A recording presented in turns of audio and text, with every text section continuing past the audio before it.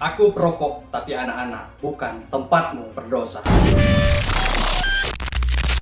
Kita perlu berbicara jujur. Saya sendiri seorang perokok. Setiap hari saya masih bergelut dengan kebiasaan ini, tapi ada satu garis yang tidak boleh kita langgar. Jangan pernah menjadikan anak-anak sebagai korban dari pilihan kita. Data dari Kementerian Kesehatan sungguh mengerikan. Ribuan anak di Indonesia harus berjuang melawan ISPA, asma akut, bahkan keracunan nikotin hanya karena terpapar asap rokok orang di sekitarnya. Yang paling memilukan, beberapa di antaranya tidak bisa diselamatkan. Mereka pergi terlalu cepat hanya karena orang-orang di sekitarnya tidak cukup peduli untuk menjauhkan asap rokok. Saya mengerti betul bagaimana sulitnya berhenti merokok. Tapi sebagai manusia yang punya akal sehat, kita harus bisa membedakan antara hak kita dan hak orang lain untuk bernafas. Anak-anak itu tidak punya pilihan. Mereka tidak bisa menolak ketika kita menghembuskan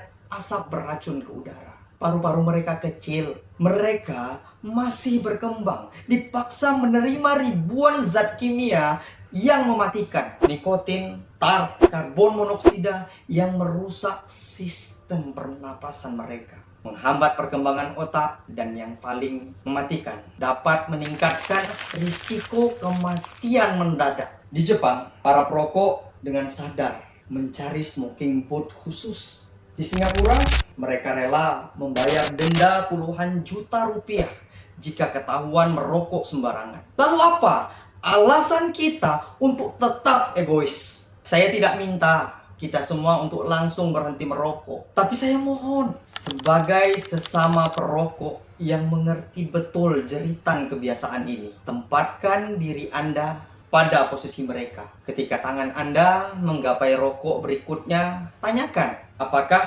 ada anak-anak yang berada di sekitar kita? Jika jawabannya ya, tahan diri, cari tempat yang benar-benar sepi, baru bisa melanjutkan untuk merokok. Rumah dan mobil harus menjadi zona bebas asap rokok. Asap itu akan menempel di sofa, di gorden, di jok mobil, terus mengancam kesehatan anak-anak kita, bahkan setelah rokok dimatikan. Dan tolong sekali, jangan merokok sambil berkendara. Selain melanggar hukum, itu membahayakan nyawa orang lain. Kita mungkin perokok, tapi kita juga manusia yang punya hati nurani. Karena setiap kepulan asap yang kita hembuskan di dekat anak-anak adalah dosa yang akan kita sesali seumur hidup kita. Mereka percaya pada kita untuk melindungi mereka, bukan meracuni mereka perlahan-lahan. Ketika suatu hari nanti anak Anda terbaring di rumah sakit karena gangguan pernapasan, dan dokter bertanya,